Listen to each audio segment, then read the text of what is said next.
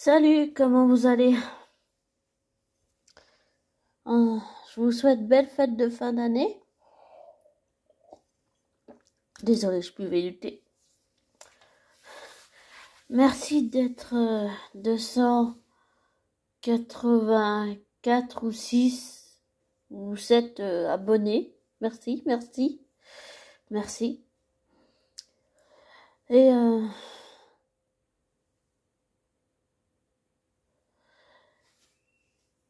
comment? J'ouvre juste une parenthèse. Ne vous laissez pas influencer par moi, ne prenez pas pour argent comptant ce que je dis, faites des recherches, des vérifications et tirez-en vos conclusions.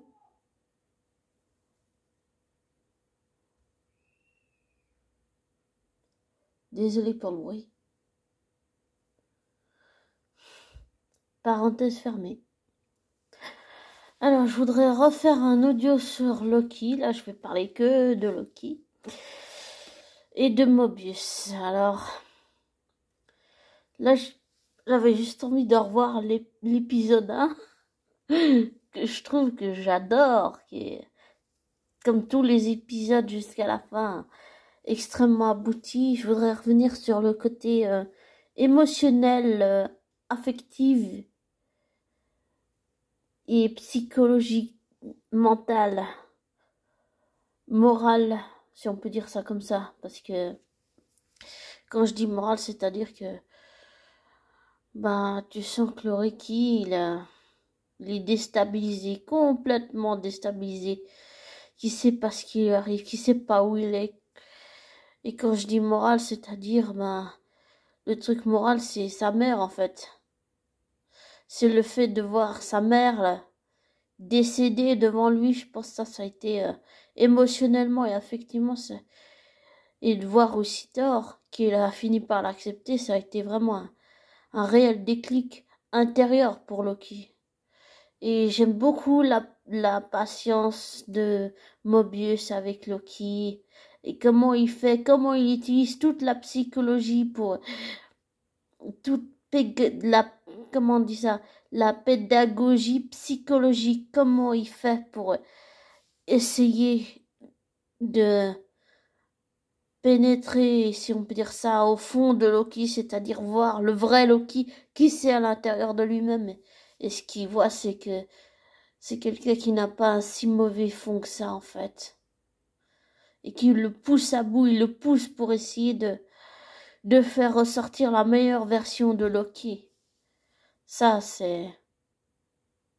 Et j'apprécie, c'est vraiment bien fait Aaron, pardon, je sais pas comment il faut dire, elle a fait vraiment un travail, comme comme j'ai déjà dit dans d'autres audios, elle a fait vraiment un travail, et tous les acteurs, ils ont fait vraiment un travail de dingue, c'est dingue, c'est dingue.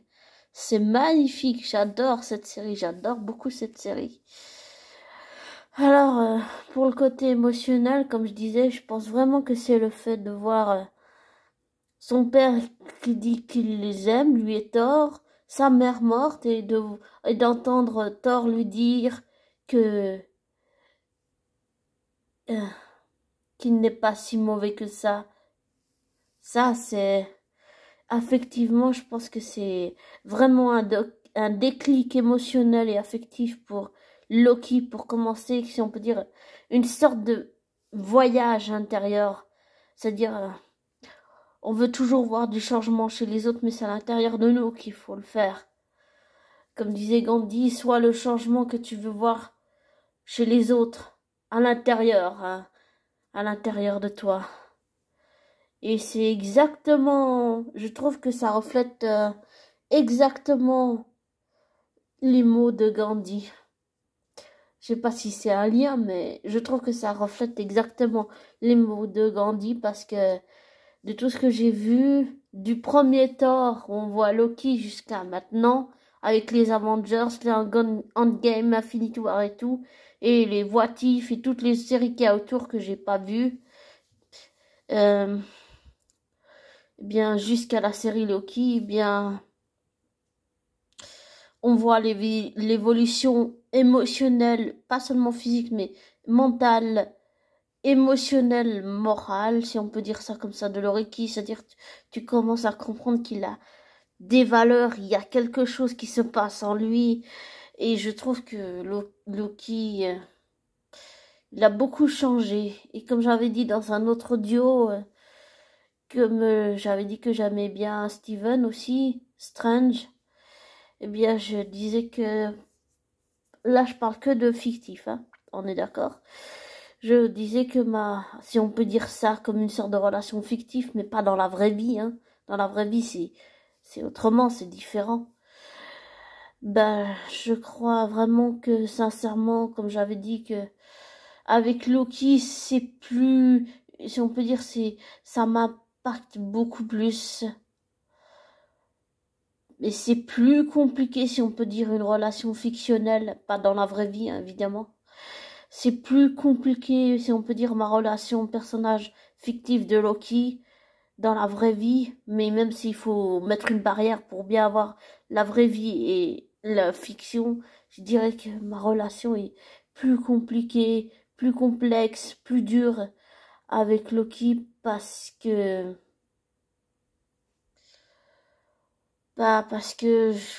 Loki me renvoie, comme j'avais dit, un reflet miroir de moi-même, de mon propre parcours, de toutes les conneries que j'ai faites comme lui. J'ai fait tout ce qu'il fallait pas faire dans la vie. Écoutez mes autres audios, vous comprendrez peut-être. Et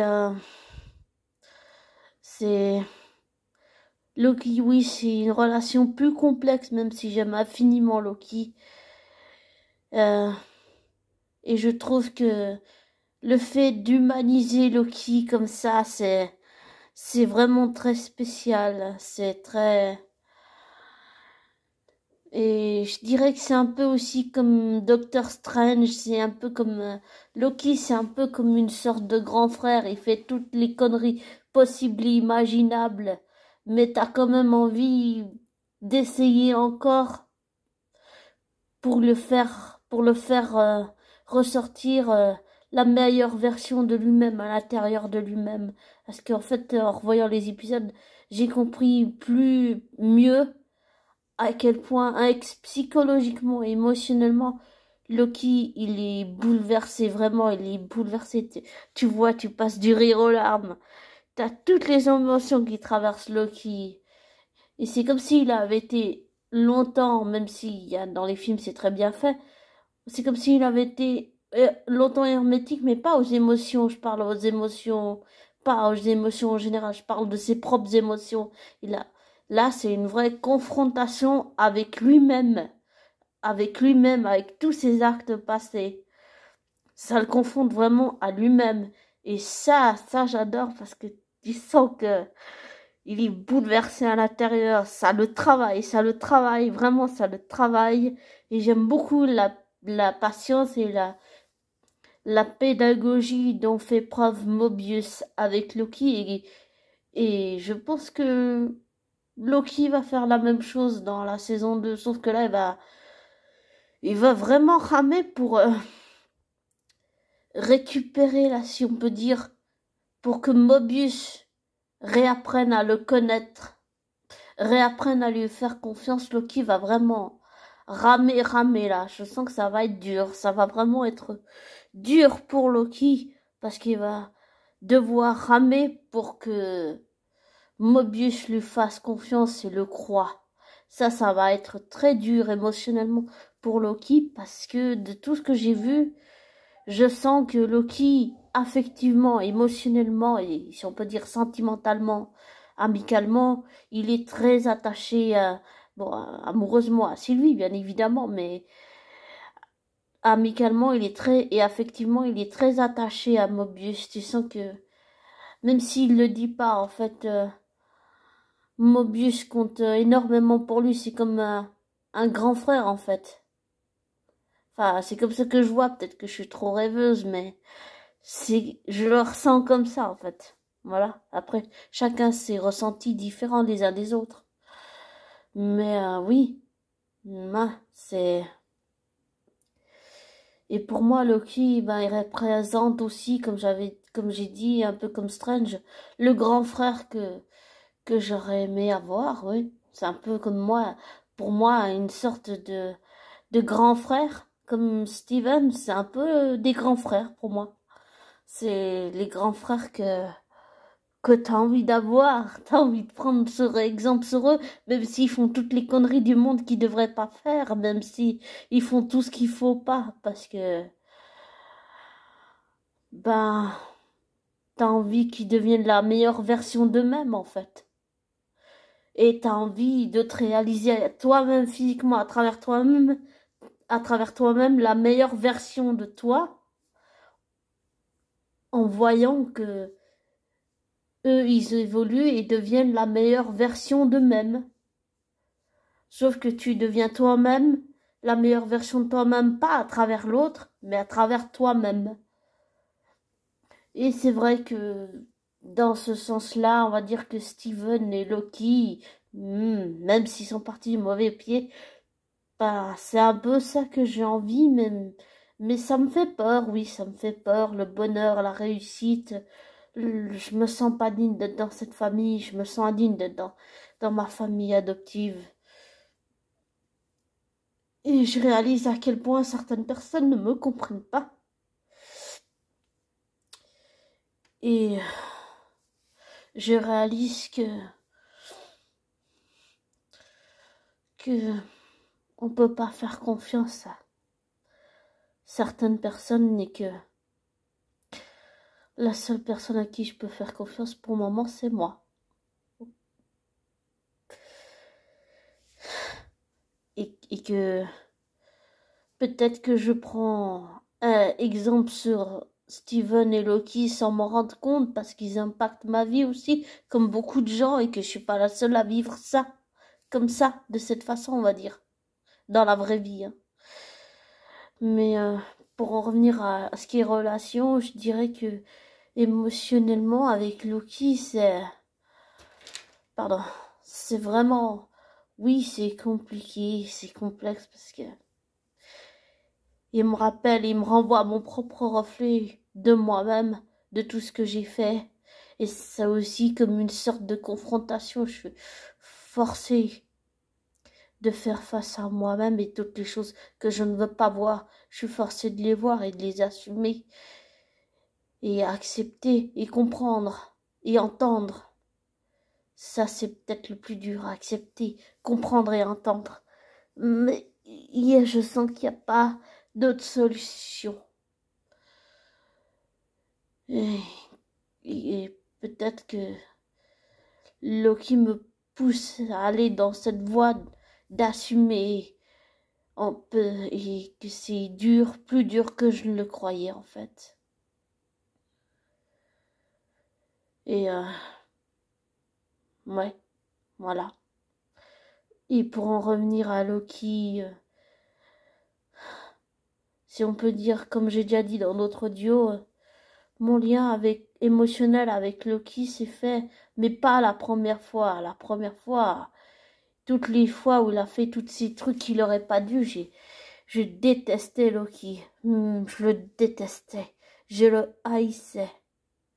Je le haïssais parce que ce que j'ai compris de la vie, c'est que souvent quand on est quelqu'un dans la vraie vie ou quelqu'un de fictionnel, c'est-à-dire un personnage qui n'existe que dans la fiction, les deux, mais dans la vraie vie, en séparant l'un et l'autre, en fait, c'est parce qu'on a eu une vie intérieure avec cette personne ou quelque chose comme ça. Et c'est aussi parce que cette personne, dans la vraie vie ou la personne dans la fiction, nous renvoie notre propre image. Et si on déteste ce genre de personnage, c'est parce qu'il nous renvoie l'image de ce que nous on est au fond de nous. Quand je dis ça au fond de nous, c'est-à-dire tous les choix passés, toutes les mauvaises actions, tous ces trucs-là en fait. Toutes les choses mauvaises qu'on a fait et qu'on regrette au fond de nous-mêmes. Et ça nous laisse un goût amer, d'amertume, de remords et de regret. Et on aimerait pouvoir revenir en arrière pour tout changer. Mais on sait qu'on peut pas. et qu'on doit apprendre à vivre avec. Et je sens que c'est ça pour moi. Et je sens que pour Loki aussi. Et que, sincèrement, il regrette ce qu'il a fait. Et même quand il parlait à Sylvie qui disait qu'il avait trahi son père, sa mère, son frère, qu'il l'a fait pour les raisons qu'il sait en lui-même, eh bien, même s'il les a fait, tu sens que quand il le dit, en fait, il le regrette, mais il le masque, en fait.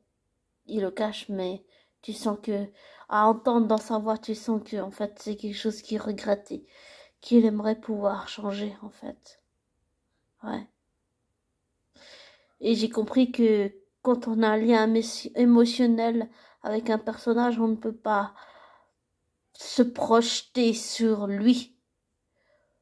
On ne peut que ressentir à l'intérieur de soi ce que le personnage ressent. Enfin, je sais pas pour vous, vu qu'on est des millions à le vivre dans le monde, dans la vraie vie, mais on va dire que pour moi, le lien émotionnel avec Loki s'est fait vraiment bout à bout, au fil des années, vraiment au fil des années. Mais ça n'a pas été tout de suite. En 2011, en 2011, il n'était pas question de tisser un lien émotionnel avec Loki. Non, je le rejetais carrément. Je le comprenais pas. Mais avec Loki, c'est très difficile de le comprendre. Très difficile. Parce que ce qu'il faut, c'est réussir à le comprendre de l'intérieur. De l'intérieur. Ça, c'est très compliqué avec Loki. C'est plus compliqué que je ne le croyais. Et pour en revenir à ce commentaire que j'avais lu sous une vidéo, quelqu'un qui m'a répondu dans un commentaire sous une vidéo où cette personne m'a expliqué comme si je l'avais déjà dit je l'avais déjà dit dans d'autres audios en fait. Cette personne m'a dit que elle a jamais vu, elle a jamais, oui, vu, si on peut dire ça comme ça, quelqu'un qui comprenait aussi bien Loki. Et à l'époque, ces mots se faisaient pas sens. Maintenant, je comprends le lien entre ça et toute l'histoire de Loki autour. C'est le fait qu'on était adoptés, sauf que la différence, même si c'est de la fiction, et moi dans la vraie vie, je savais que j'avais été adoptée et lui pas. Et oui, maintenant, avant pas, mais maintenant oui, ça me touche parce qu'avant je pensais que ça n'avait pas vraiment de sens ce qu'elle m'avait dit, mais maintenant je comprends, oui. De l'intérieur, quand elle m'a dit ça, ce que j'ai compris, ce que je comprends maintenant, c'est que quand elle m'a dit ça, c'est le fait d'avoir été adoptée, d'avoir fait toutes les choses qu'il fallait pas, d'avoir tout ce parcours de vie que j'ai, on va dire que j'ai vraiment l'impression qu'elle faisait référence à ça, ce qui fait que le fait d'avoir été adoptée me permet de comprendre Loki de l'intérieur, mais je pense pas que je suis la seule au monde. Je pense qu'il y a plein de gens comme moi qui ont un lien particulier avec Loki, un lien émotionnel très particulier et comme moi qui comprennent Loki de l'intérieur comme ça.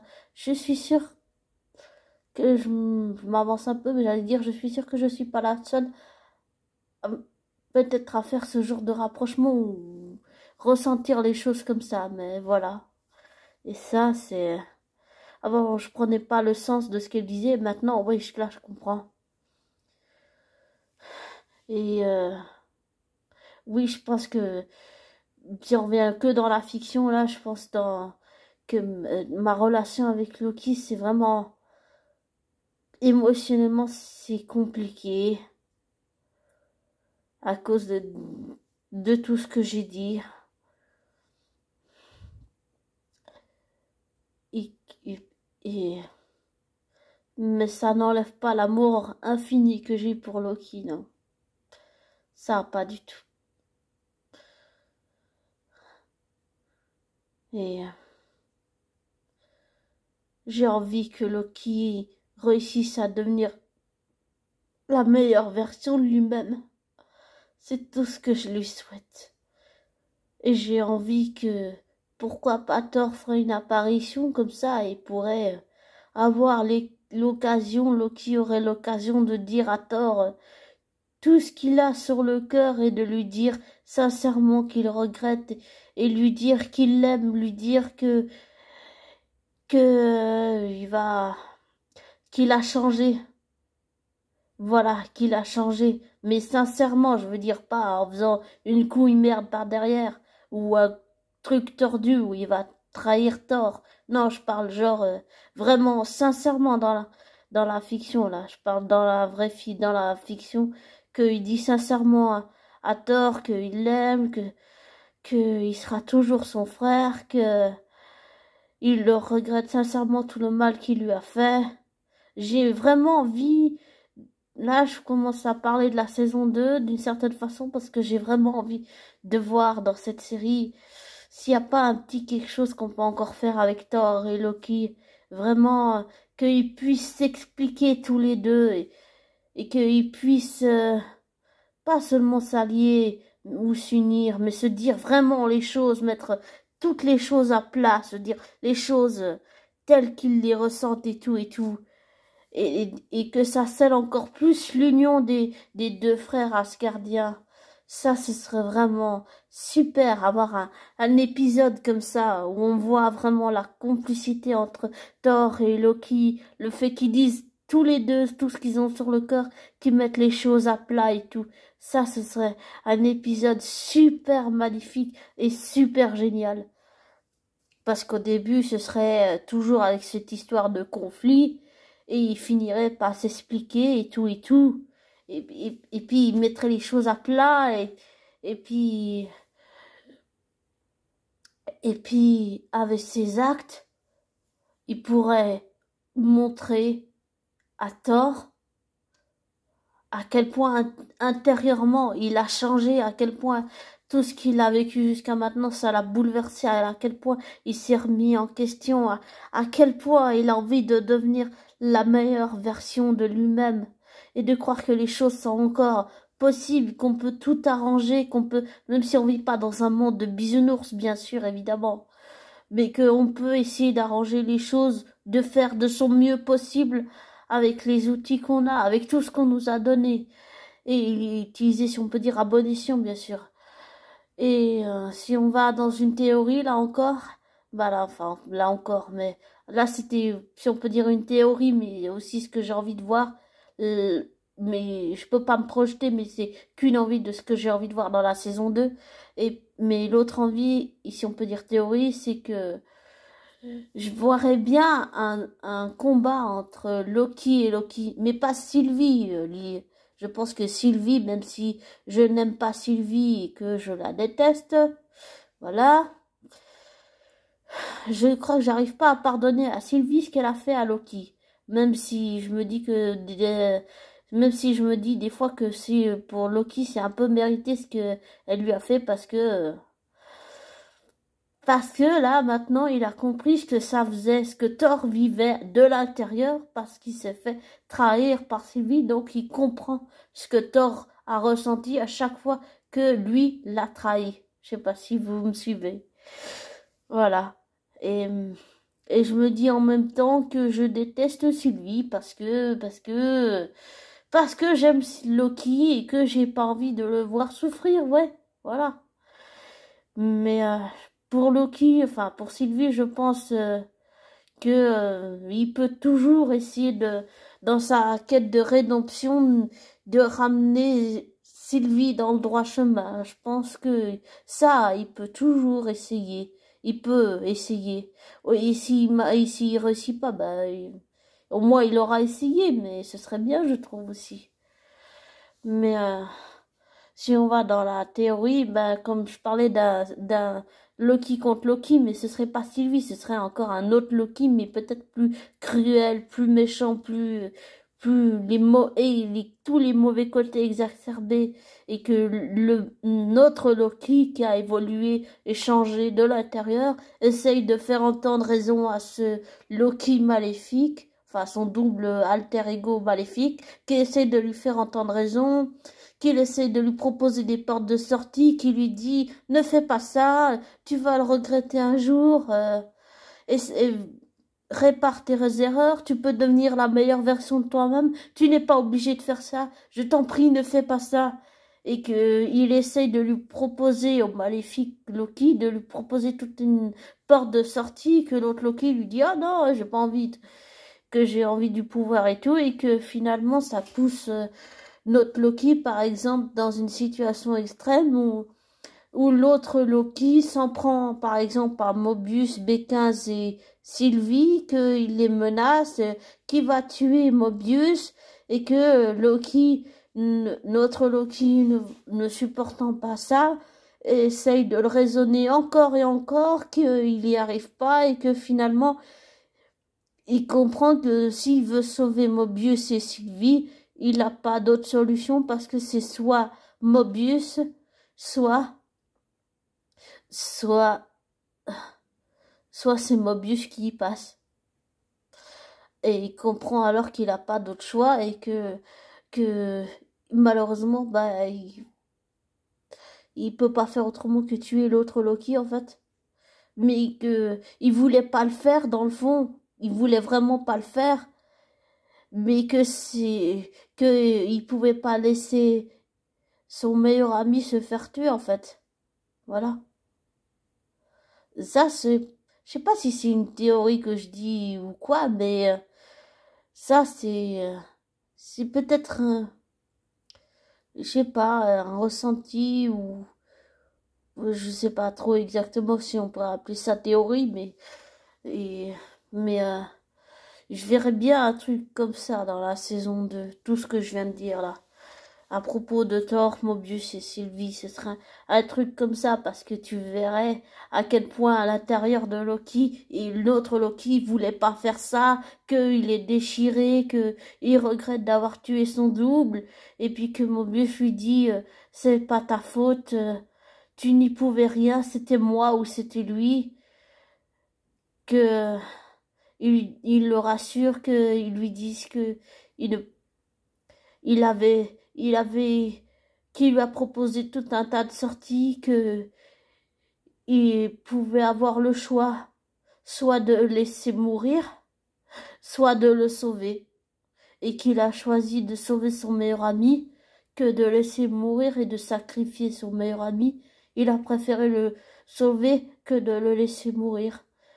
Et je verrais vraiment un truc comme ça dans la saison 2, vraiment quelque chose comme ça, parce que là, on continuerait dans tout ce qui est la pédagogie psychologique, émotionnelle, et on verra encore plus les défenses de Loki que dans la saison 1. Mobius a fait tomber émotionnellement et psychologiquement et mentalement. On verrait encore les défenses de Loki baisser, si on peut dire, se défaire complètement. C'est comme une couche d'oignon, t'enlèves, jusqu'à que tu vois la vraie personne devant toi. Ben, là, c'est en parlant de soi-même, hein, bien sûr. C'est-à-dire que je fais un travail où j'enlève les couches d'oignon pour voir qui c'est je suis au fond de moi, mais la vraie Sophie, pas la Sophie emmerdeuse qui n'est qu'une façade. Et ben, l'idée, c'est un peu la même chose avec Loki. Tu, c'est comme si Loki s'enlevait toutes ces couches de froideur, de tout ça, de masque trompeur, de manipulation, de malice, et puis t'enlèves tout ça, t'enlèves jusqu'à voir la vraie personne au fond d'elle. Ben, tu vois le vrai Loki. Et tu comprends que dans le fond, le vrai Loki n'a rien à voir avec la personne qu'il dit être, c'est-à-dire quelqu'un de mauvais. Tu t'aperçois, et Loki comprend lui-même qu'il n'est pas si mauvais dans le fond. Ça, ce serait vraiment un truc de dinguerie. Ce serait un truc complètement de malade, de truc de fou.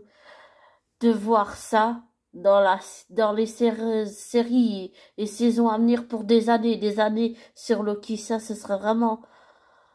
Oh, ce serait tellement bien.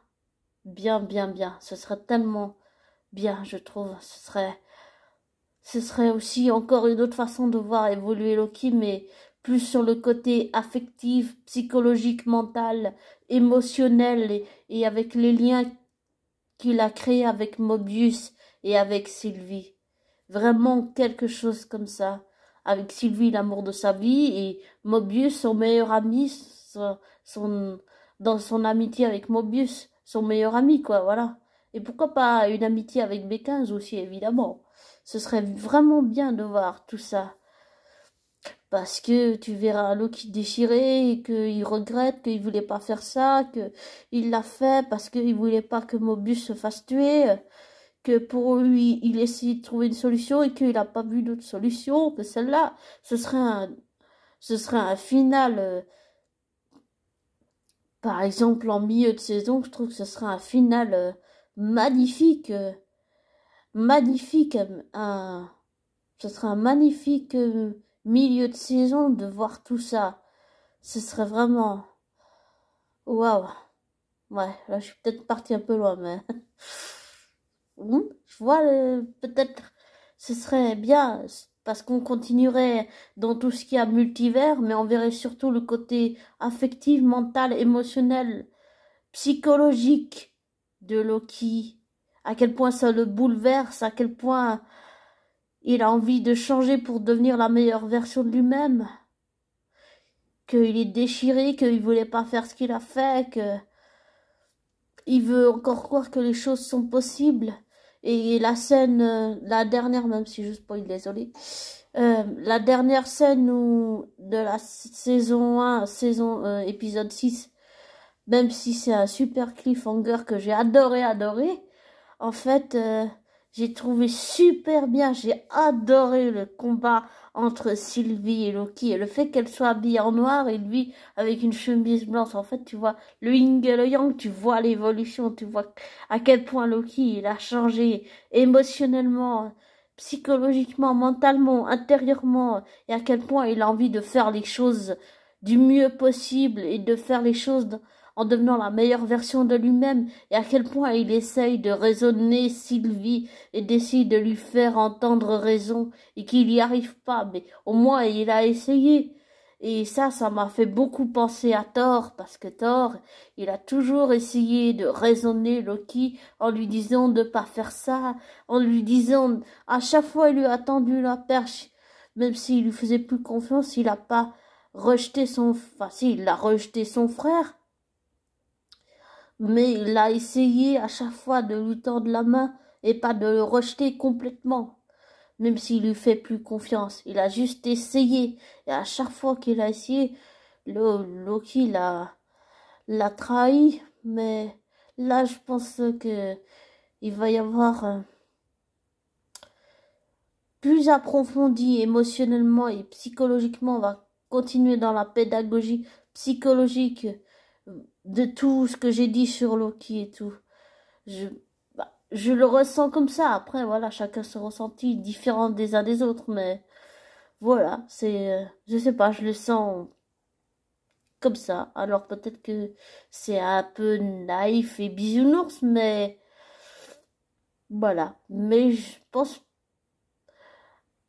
pas être bisounours parce que on vit pas dans un monde de bisounours déjà, donc dans la vraie vie, hein, mais non plus pas dans la fiction. Donc voilà. Mais ce serait une superbe évolution pour Loki de voir qu'il arrive à arranger les choses avec son meilleur ami, avec l'amour de sa vie, avec sa mère, avec son père adoptif, sa mère adoptive, son frère Thor, et que tous les deux, Thor et Loki par exemple, que Thor devient le frère que Loki mérite et que Loki devient le frère que Thor mérite. Voilà. Ce serait vraiment bien un truc comme ça, un cliffhanger comme ça en milieu de saison. Et pourquoi pas une conclusion à la fin de la saison 2 pour après aller vers la saison 3 et ainsi de suite pendant des années, des années. Ce serait vraiment... Ouais, ce serait bien. Je trouve que ce serait une superbe aventure humaine. Ce serait bien pour Loki. Ce serait vraiment changer la vision. Peut-être que certaines personnes ont, je dis pas tout le monde, hein, mais je dis peut-être certaines qui détestent Loki et qui pensent qu'il peut pas changer. Ce serait vraiment bien. Je trouve que ce serait, ce serait le plus beau cadeau que Marvel pourrait me faire.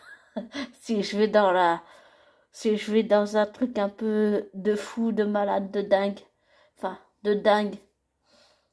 De crazy. Crazy. Of a crazy. Yes. Show. Of a crazy. De vraiment dingue. Bien sûr. Ce serait... Ouais, oui, ce serait un beau cadeau. Pour des années, ça ferait vraiment... Ça ferait du bien avec tout ce qui se passe en ce moment. Ça nous ferait du bien. Ça nous ferait du bien de voir un Loki comme j'ai décrit dans la saison 2 et puis pour des années à venir, dans d'autres saisons à venir, de voir un Loki comme ça. En ce moment, avec tout ce qui se passe, on a besoin, j'allais dire, de quelqu'un comme Loki, capable d'évoluer, capable d'aimer, qui change de l'intérieur dans sa quête de rédemption, qui a envie de faire les choses bien. Des fois, quand on fait les choses trop bien, on les fait mal, mais il pourrait se planter, mais essayer de réparer à chaque fois ses erreurs. Tu sens que Loki il met une part de lui, il met une part de son âme, une part de ses sentiments, une part de sa mentale, de sa psychologie, de son affectif, de son émotionnel. Parce que de ce que j'ai ressenti à nouveau, c'est que il a noué un lien très particulier et très fort avec Sylvie et avec Mobius. Bon, il y a bien Bécaz évidemment, mais je pense que c'est beaucoup plus fort avec Sylvie et Mobius. Tu sens qu'il y a vraiment quelque chose de très très fort. Et grâce à son amitié avec Mobius et avec l'amour qu'il a pour Sylvie, ça pourrait lui permettre de surmonter tous les obstacles qu'il croit insurmontables pour devenir la meilleure version de lui-même et pouvoir arranger les choses avec Frigga, Odin et Thor, son frère, bien sûr, et son père et sa mère, bien sûr. Odin et Frigga. Ce serait vraiment quelque chose, parce que c'est vraiment quelque chose d'énorme. Parce qu'en fait, tu as le masque, mais quand le masque tombe, tout se révèle. Voilà. Et t'enlèves les couches de faux semblants, d'artificiels, t'enlèves pour voir le vrai Loki, en fait. Et ça, c'est trop beau. C'est exactement ce qu'on a besoin de voir.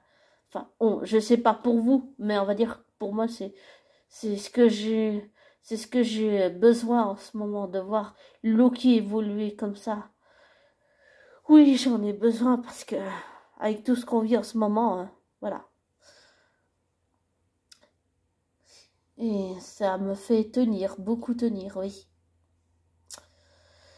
Et si on parle là, on va parler de juste dans la vraie vie, en dissociant Tom Hiddleston de Loki dans la vraie vie. C'est un exercice mental que je fais qui est très compliqué pour moi, mais je le fais parce que c'est important, parce que ce sont deux personnes différentes dans la vraie vie. Il y a le vrai Tom et il y a le Loki fictif. Donc si on sépare les deux et qu'on va là maintenant juste dans la vraie vie avec Tom, eh bien, je crois que Tom, c'est quelqu'un qui travaille beaucoup, qui fait beaucoup de recherches, beaucoup. C'est un vrai forcené de travail. C'est ce que j'ai cru m'apercevoir et comprendre. C'est quelqu'un qui travaille beaucoup. Et ça me plaît. Quelqu'un qui a une approche personnel et intime du personnage et qui fait en même temps beaucoup de recherches comme ça. Ça me plaît beaucoup. Et je m'inspire beaucoup de Tom dans la vraie vie pour mon personnage du livre que j'écris actuellement, Warren. Voilà, je m'inspire beaucoup de lui. Beaucoup. Bon, après, Warren, il a ses propres, si on peut dire, sa propre volonté, ses propres désirs, je ne les contrôle pas. Warren fait ce qu'il veut. Mais je suis pas toujours d'accord avec ce qu'il me décide, ce qu'il me fait écrire dans le livre, mais c'est compliqué. Mais même si c'est qu'un personnage fictif, j'ai compris qu'avec Warren, je ne peux pas considérer Warren comme un personnage le fruit de mon imagination seulement imaginaire. Il faut que je le considère comme un vrai humain avec des sentiments et tout. Et oui, je m'inspire beaucoup de Tom Hiddleston dans la vraie vie pour Warren parce que oui, il a tout ce que je recherche pour le rôle de Warren. Et parce que c'est quelqu'un d'inspirant, ouais, c'est quelqu'un d'inspirant. C'est surtout le fait que ce soit quelqu'un qui travaille beaucoup, qui fait beaucoup de recherches, beaucoup de recherches, et qui s'investit, qui met son cœur, qui met son humanité, qui met son âme. Et ça, je sais pas si beaucoup d'acteurs le font, mais ça, c'est très rare de voir ça. Un être humain qui met autant de sentiments, d'émotionnel, d'affectif, de mental, si on peut dire aussi, de psychologie, de pédagogie, de recherche, et qui met son humanité au service des autres en faisant toutes ces recherches, en faisant un travail de dingue pour incarner ses rôles. Et ça me plaît vraiment beaucoup. Et c'est exactement ce qui caractérise le personnage de mon livre. Et oui, là, on est dans la vraie vie, mais je veux dire, je m'inspire beaucoup de Tom Hiddleston, ou Hiddleston, je sais pas comment il faut dire, pour le personnage de mon livre. Et ça, c'est vraiment un beau cadeau que Tom fait, je trouve. Parce que il n'y met pas seulement, comme j'ai dit, sa psychologie, son mental, son émotionnel, son affectif. Il y met toute son humanité et il y met toute son âme. Et ça, c'est très rare. Je sais pas pour vous, mais on va dire que pour moi, c'est très rare. Voilà. Et on dit souvent que, je finirai avec ça, que